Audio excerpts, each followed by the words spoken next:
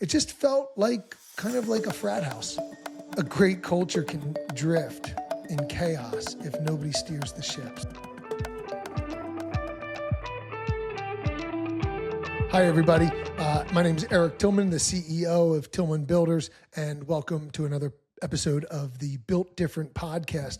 On this podcast tonight, we're going to talk about something awesome. We're going to talk about a mistake that we made, and hopefully all of you viewers can learn something from it, because there's going to be a lot of mistakes that we make along the way, and I'm always going to share them with you. Honesty is one of our core values, number one, but also, what better way to learn? So anyway, we recently had a breach to our company culture. It happens from time to time. There's a list of things that could happen. There's gossip, there's negativity, there's all these different things. Luckily, that's not what happened here, but this is also a big hazard. If you're trying to find this perfect balance in a workplace where we have fun, but we are focused, we are loose, but we are productive. That's a difficult thing to do. And so it comes with, it comes with a warning label, and here it is. So, basically, what happened was I just kind of noticed that the office culture had kind of become disruptive. There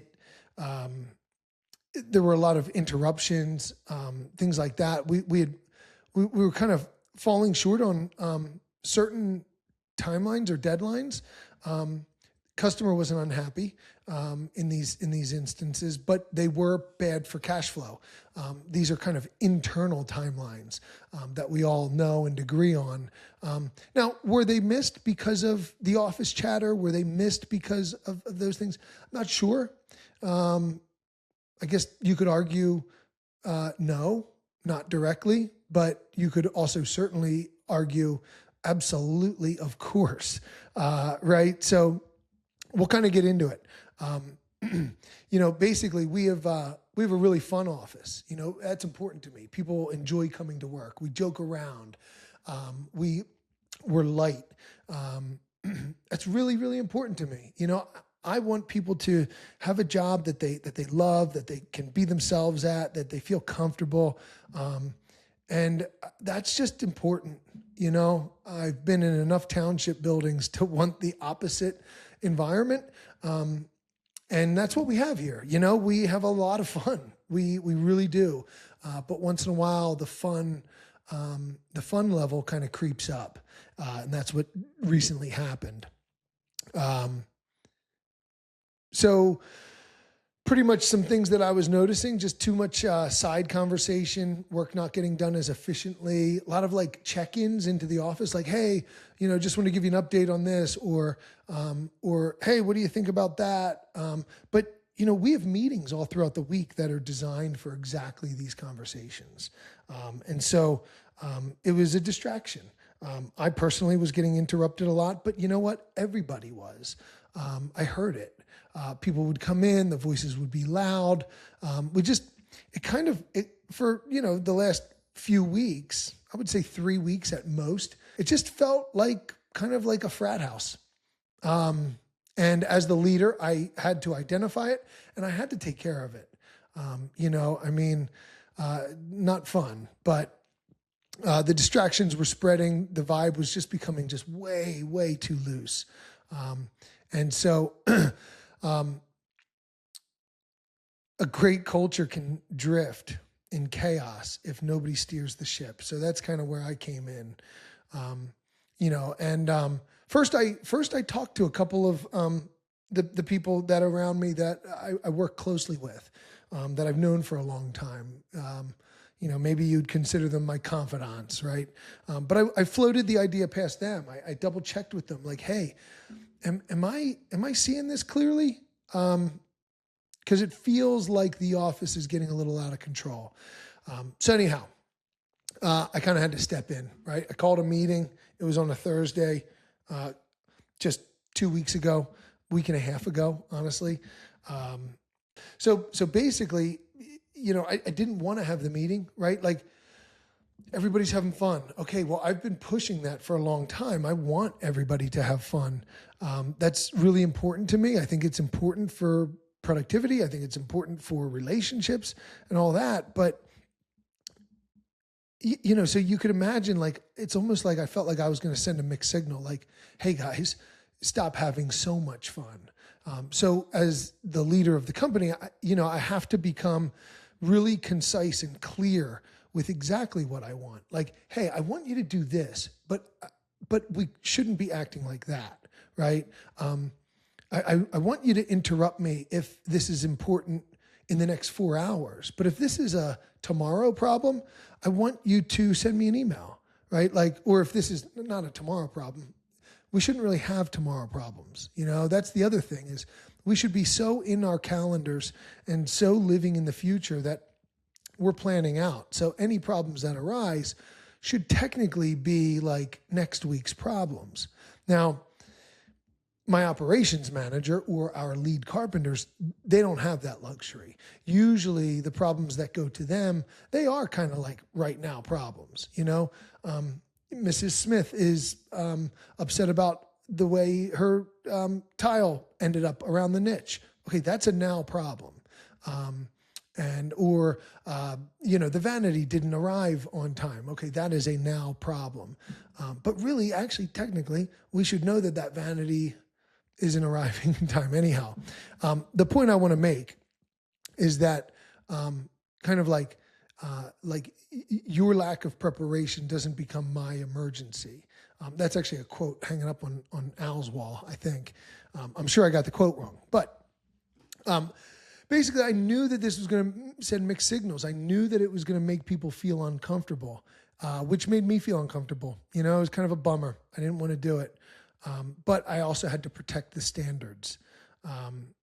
And so I had to protect productivity. And honestly, I had to protect the culture itself. Because here's the thing. If we're just running around having fun all day, well, then that's not a real culture.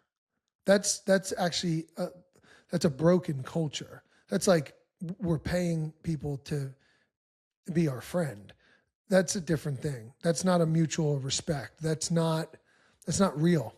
That's a ship with a hole in it is what it is. And that's kind of how it felt, that's kind of how it felt temporarily. Now, another thing that should be important to note here is the amount of time that I let this go on before I handled it. Maybe it was too long. Maybe it certainly wasn't too short of a period of time. I think 3 weeks was, I don't know. Perhaps I could have nipped it in the bud a little bit sooner. But again, it's kind of like you don't really see it happen overnight. It just kind of, you notice it, you're like, huh. And then, you move on because you have a bunch of stuff to do. And then you notice it again. And then all of a sudden, one day, you're just like, you know what? I think this is out of control. So anyway, short-term vibe drop. So we had this meeting, and it was tough. It was tough on me. It was tough on them. We hit it first thing in the morning. You got to imagine after that meeting, the vibe was pretty awful. Nobody wanted to come near me, right? And everybody was kind of unsure what to do. And so, just like anything else, I think just some space, some time to reflect. It's important and it's needed. And, I think I was the bad guy temporarily and that's okay. I think sometimes protecting the culture means correcting the culture, and it needed a course correct. That's all.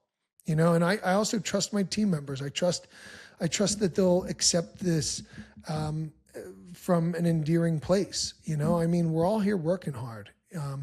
It'd also be a different story if I wasn't here working hard. So all the business owners out there, it's tough to correct something like this if you're not also in the weeds with them, with a whole list of things to do and days filled on your calendar. So I don't want to say it gives me the right to say it, but kind of, it kind of gives me the right to say it. We're all busy, not just me, but them too. So the short-term vibe drop, something leaders experience but don't really talk about. After you reset expectations, the room feels quiet. The energy changes. The jokes stop. It just feels a little tense. And that's exactly what happened.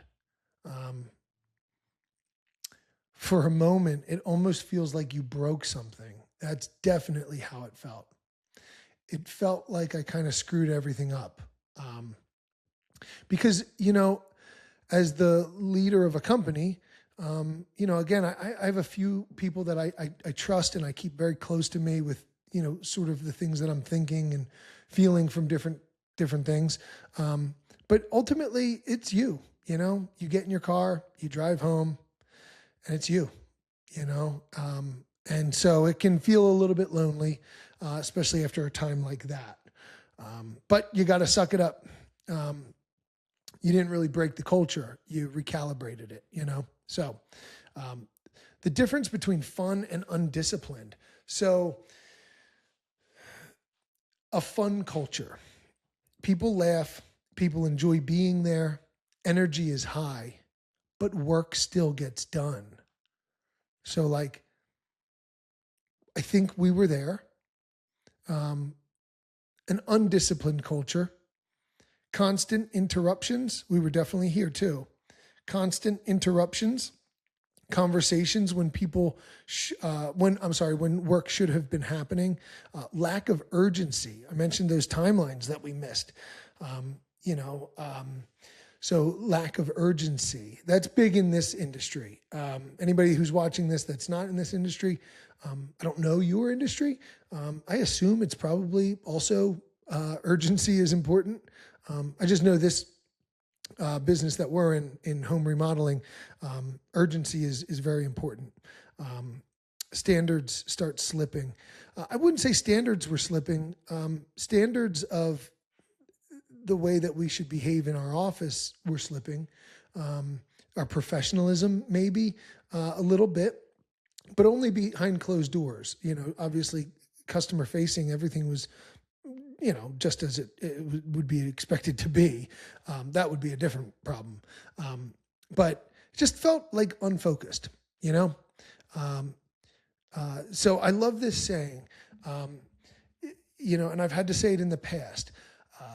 And actually Ed Milet, I think, coined the term. It's nothing fancy, but fun is fun. But fun is not as much fun as winning is fun, right? Winning is also fun. We could joke around and take this light. That's fun. But it's not as much fun as winning and feeling like you're on a winning team, So fun is fun, but winning is more fun. And you know what else is fun? Going home with a clear plate and a clear mind is fun. And I want that for me, and I want it for everybody else. I want them to love their job, but I also want them to love their life. They have a whole life outside of here. And I don't want them to be distracted and carry stuff home with them, having peace of mind, knowing that you completed all your work, and then having extra time to collaborate with team members and help each other.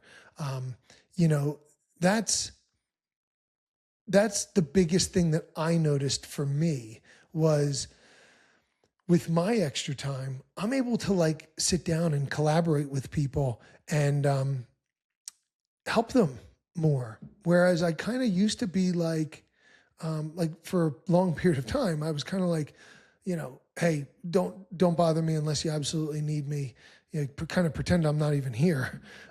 But now with this different office vibe that we've recently established, it's giving me time to help. I mean, we have a lot of people training in this office right now, and so that's been really important. And I think that's something that people didn't see when I brought this all up, hey, I'm not just looking to get my work done and go home. I'm looking to get my work done so that I can be more helpful, so that I can be more happy. Like I'd rather, like honestly, like I'd rather not talk about the gutter that got installed today. Instead, I'd rather you just let me know that in an email. I'll see it when I see it. And then I'd rather save that time. And then when I see you in the kitchen, I'd rather ask you how your kids are doing in sports, or how was your weekend, or how's your wife making out with her new job? Things like that, things that matter, things that things that I want to talk to my team members about, that build the relationship and build the trust, and they're lighthearted, So, anyhow, it's not like everybody close their doors and be quiet. It's like, hey, let's just focus so that we have enough time to care about each other in other places, right? It's kind of like we all love each other, and we all really have a lot of fun with each other, but we just need to find efficiencies. Like camaraderie is important. It's really important, as I mentioned. But okay, there's 12 of us in this office. So that means we need to find efficiencies elsewhere so that we can make the room for the camaraderie, make the room for the fun and the love and the jokes. We have to. It just can't be this big disruptive party all the time. It just can't. And our interruptions with each other, they have to be disciplined. And we have to think ahead at all times to minimize those disruptions. And here's the simple truth. And this is the first time you've heard me open up about a misstep in our culture, and I will continue to do so because I think, well, that's just how I am. But I also think that it might help somebody out there. So culture requires maintenance. I like to think of culture as physical health. You can't go to the gym. You can't hit it hard for 4 months at the gym and then, go on a 2-week vacation and expect that, with the jet lag and the time difference and the poor eating, and maybe you're drinking more and you're not working out, like you're going to get sick, or you're going to get tired, or your health is going to decline. It requires maintenance. Your physical health requires maintenance. Honestly, here's the thing. All great things in this world require maintenance, right? A beautiful garden requires maintenance. A healthy body requires maintenance. A healthy marriage requires maintenance. Good relationships with our children require maintenance. A beautiful home requires maintenance, right? Like, so culture is really no different. And so it's not really something that you just build and walk away from it. It's, it's a living, breathing organism kind of. So anyhow, standards can drift. New employees can change dynamics. Like, I'll give you the reasons why this happened. Number one, we have a lot of new faces in the office. I think we've just in the last year, we've hired like 3 or 4 new people into the office, and they're working out great. Good culture fits, 100%. Good at their job. Everything's good. But every time a new team member joins the team, everybody gets excited, because we only hire people that we enjoy being around. That's just a fact. And so, you kind of you look forward to like a new face in the office, and you're getting to know them, and they're getting to know you, and you're excited to show them, about you too. And it's kind of like a lot of ground to cover, like, where were you born? Like, where'd you go to school? How old are you? How many kids do you have? What do you like to do? Right? Like, there's a lot to catch up on. So it's a new team member is disruptive, period. Whether it's to the field crew or to the office in here, it's disruptive. And then along with that, a unique situation. We're kind of running out of room in the office. All these new team members, we had to take over one of the spaces upstairs, and that's now our estimating department. So we also had like a whole bunch of like musical chairs, you know. We were moving desks around, and okay, this person's going to be here and you're going to go up there. And so it's just like a kind of a disruptive time. There's a lot going on. And then once all that kind of stopped, the vibe just kind of never came back down to normal, you know? So it kind of just stayed there. And that's kind of when I noticed it. And so anyhow, leaders sometimes have to be the bad guy. Yeah. So this is kind of the emotional side of it. This is tough. You know, I mean, if you're anything like me, like you don't want to be the bad guy. You want to be a good boss. You know, you don't want to be a bad boss or a scary boss or anything like that. You know, you might prefer being a positive leader or an encouraging leader or the guy that celebrates the team. You know, but sometimes leadership means calling things out, raising the standard, and, you know, making people uncomfortable. It's just part of it. But the important thing is that we've built a base, right? Like I went to my team and I said, guys, you know, this was a bad month, right? And everybody's kind of up out of their chairs, inefficiently communicating and checking in and all these updates and being loud and interrupting Zoom calls and all that stuff, which I was also guilty of. And I admitted in front of my team, which is another important piece. I never just pointed the finger at them. I kept pointing it back at me. And I also kept pointing it back at me saying, like, even if I wasn't being disruptive, which I was too, you know, my personality, I like having fun too. You know, even if I wasn't, I would have pointed it at myself and said that this is all my fault because I allowed it to happen, right? So I think that's an important thing. I think we'll eventually get into extreme ownership. A book written by Jocko Willink, you know, all about extreme ownership. And, you know, that's the way that I like to lead. That's the way that I like to lead my entire life. Because it gives me the power to make changes that are necessary. You know, I never give the control to somebody else. It allows me to make those changes. So anyhow, in this meeting, I constantly referred back to myself as being a contributor to the problem.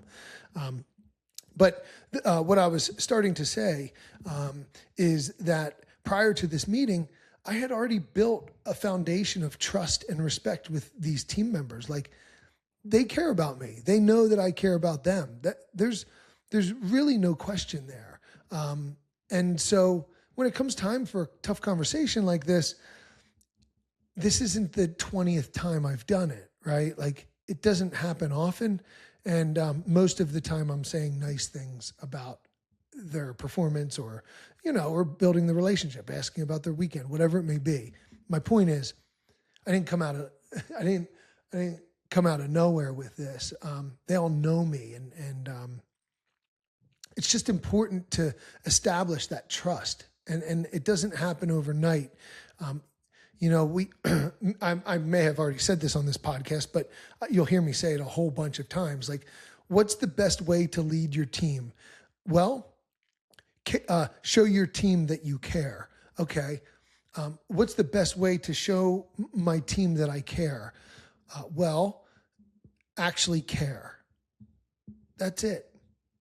That's it. We talk about that in our leadership meeting a lot. And I like that line because I live by it. And I don't know how to lead any other way. You know, I genuinely care. And if I'm upset with somebody or frustrated in some way, it's important for me to put that in perspective and either handle it with a conversation with that person or let it go.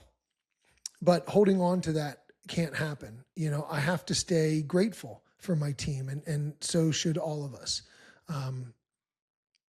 What's the best way to show my team that I care? To just care, right? It all comes out. right? You can't pretend to be someone you're not. We've all felt that fake, phony, whatever, whatever it is, So anyway, it's important to just kind of live in that zone.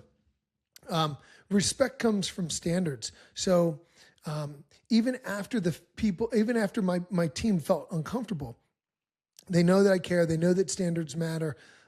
They can look around and see that I'm kind of right, and that it's not an irrational thing to talk about. And they also know that someone is protecting the mission. And I think that's really important too, because employees and team members, they want to have fun at work. I think I want to have fun at work, but most people also want to make sure that like the ship doesn't sink. And so, they need to see the leader being responsible and calling balls and strikes, and there was a ball, and I had to call it, even if they didn't like it. They may not like the correction in the moment. They definitely didn't. And any of my team members that are watching this, I love you guys. And thank you for, hearing me out. And thank you for this last week and a half. The vibe's been perfect in the office.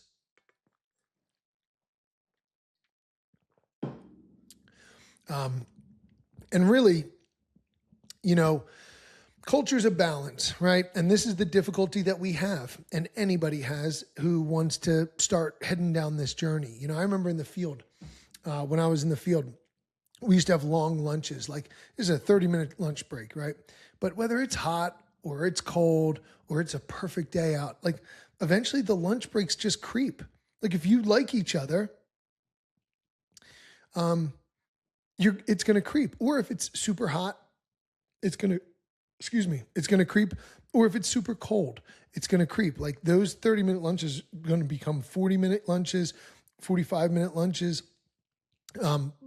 And then I remember multiple times saying, hey guys, look, happy Monday. This has been on my mind all weekend. I just got to get it off my chest. Our lunches, I blame myself for allowing it, but our lunch breaks are supposed to be 30 minutes and they've been creeping. And like all last week, I allowed 45-minute lunch breaks. I just want to let you know this week, we're going to bring it back down to 30. I love you guys. I could sit there all day with you. But as much fun is fun, winning is fun, right? Like, as much as I love hanging out with you guys and having fun, meeting my deadline is really important too. And without that, if we fall behind on our deadlines, well, then what kind of leader is going to show up? A worried leader, a stressed out leader, a frustrated leader, that's not who we want. So we have to stay in front of the smoke, right? I always imagine like a dust cloud and I'm kind of running down the road and it's like, you can get stuck in the smoke. But if you just run hard enough, you can get out in front of it and then just maintain. We don't need to do anything crazy here. Just maintain that front position, that forward position, with things like threats. Whether it's this culture thing I'm talking about right now or anything else, deadlines, emails, you name it. So anyhow, what we want is energy, focus, camaraderie, and humor, right? We want that. Energy, fun, camaraderie, and humor. But we also want focus, discipline, productivity, professionalism. Like we want to be on a winning team, and my team just needed to be reminded of that. That's all. I love them. And I'm grateful for them and they know that. But somebody had to step in and just kind of get the ship back in the right direction. Great teams operate in the middle of that balance. That's absolutely true. When a great culture isn't just about positivity and fun, it's about standards. And every once in a while, the leader has to step in and remind everyone what those standards are. My water's done, and so is this podcast. So anyhow, I hope this was helpful for you guys. And just to kind of go full circle here, the vibes are back.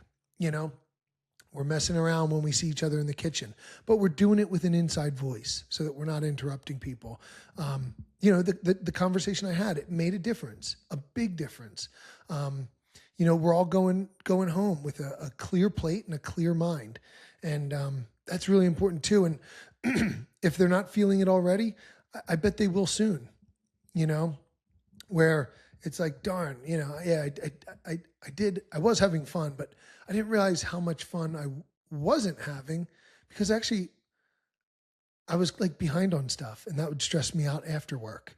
And so now I don't have that, and that's great too.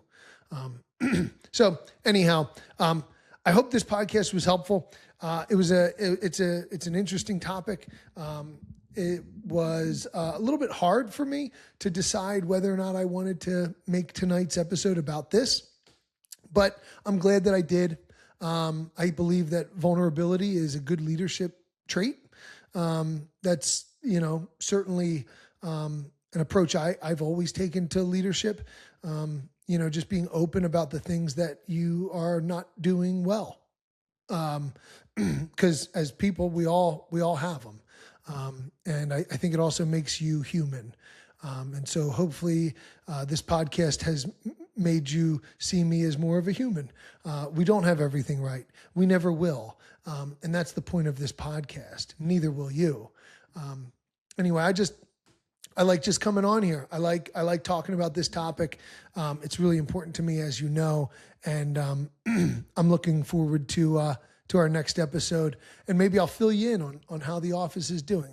It would have been, maybe 3 weeks or possibly 5 weeks at that time, by the time I shoot another solo episode. So anyhow, everybody, thank you so much for staying tuned. Stay positive, be nice, and step out of your comfort zone. Bye.